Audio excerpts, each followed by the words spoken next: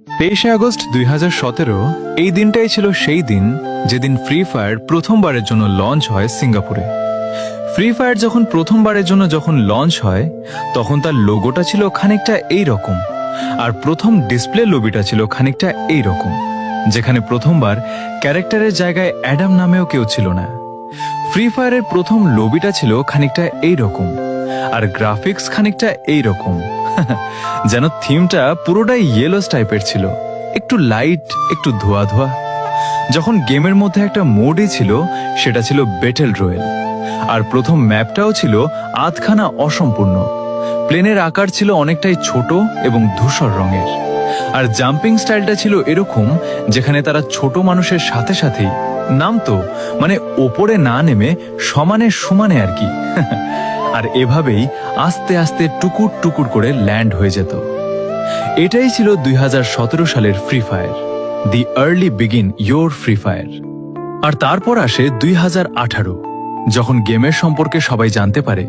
আস্তে আস্তে আস্তে এই ডাউনলোডের পরিমাণও বাড়তে থাকে, আর এরপর সমস্ত জিনিস ধীরে ধীরে পরিবর্তন করতে থাকে, সেটা লবি হোক, প্লেন হোক, থিম হোক বা গ্রাফিক্স।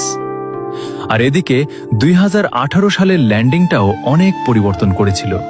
আর এটাই সেই সময় ছিল যেখানে আমি নিজে খেলা শুরু করি, তা আবার নিজের ফোনে না, নিজের বাবার ফোনে। ধীরে ধীরে গেম প্লে এবং গ্রাফিক্সের মধ্যেও পরিবর্তন আসতে থাকে। গেমটা ধীরে ধীরে ভালো হতে শুরু করে, আর ধীরে ধীরে ছেলেদের মধ্যে গেমটা পপুলার হওয়া শুরু করে। যদিও সেই টাইমে মার্কেটিং এবং অ্যাডভার্টাইজ সেই রকম ছিল না, কিন্তু লোক মুখে কথা পাঁচকান গেমের ব্র্যান্ডিং হতে থাকে। 2018 সালে গেমের ম্যাপের মধ্যে অনেক চেঞ্জেস আসে, অনেক নতুন নতুন জায়গা অ্যাড হয়, গাছপালার মধ্যে ইমপ্রুভমেন্ট আনা হয়, গ্রাউন্ড লেভেল, সারফেস লেভেল, ঘাসের মধ্যেও চেঞ্জেস আনা হয়। লাগভাগ মার্চ 2018 সাল পর্যন্ত এভাবে চেঞ্জেস হতেই থাকে। আর তারপর হঠাৎ দুম করেই একটা গেমের মধ্যে রেভলিউশন চলে আসে। গেরিনা ইয়াং জেনারেশনের মধ্যে নিজের পপুলারিটি দেখিয়ে তাদের মধ্যে কনসাসনেস জেগে তোলে। তারা ভাবে, ইয়ার গেমটা একদিন কিছু না কিছু তো করবে, তাই তারা গেমের ইমপ্রুভমেন্টের উপর আরো জোর দিতে থাকে।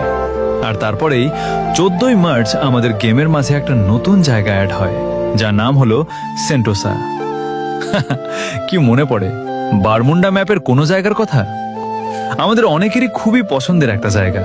জায়গাটা পছন্দ হওয়ার কারণ হলো সেই টাইম ছিল সার্ভাইভালের যুগ, আর সেই টাইমে এখানে নেমে সার্ভাইভালের সাথে সাথে একটা হিউজ পরিমাণে লুট পাওয়া যেত। আর ওল্ড প্লেয়ারদের নিশ্চয়ই বলতে হবে না যে সেই টাইমে একটা গ্লোয়ালের কতটা দাম ছিল, আর কতটা রেয়ারই বা ছিল সেটা পাওয়া। সমুদ্রের বাইরে আলাদা একটা জায়গা সকলেরই প্রিয় হয়ে ওঠে। আর এরপরেই 21শে মার্চ গেমের মধ্যে নিকিতা নামে একটা মেয়ে ক্যারেক্টার দেখতে পাওয়া যায়, আর সেটাও গেমের মধ্যে খুবই পপুলার হয়ে ওঠে। আর সেই টাইমে তখন গেমের মধ্যে কোনো ভালো মেয়ে ক্যারেক্টার ছিল না।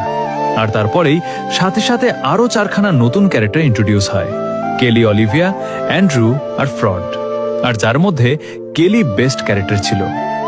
এরপর আস্তে আস্তে গেমের মধ্যে ক্যারেক্টার দেওয়া শুরু করে, আর আমাদের গেম একটি character based game, the battle royale game হয়ে দাঁড়ায়।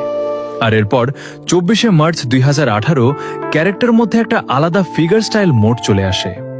আস্তে আস্তে রিমোট দেয়া শুরু করে,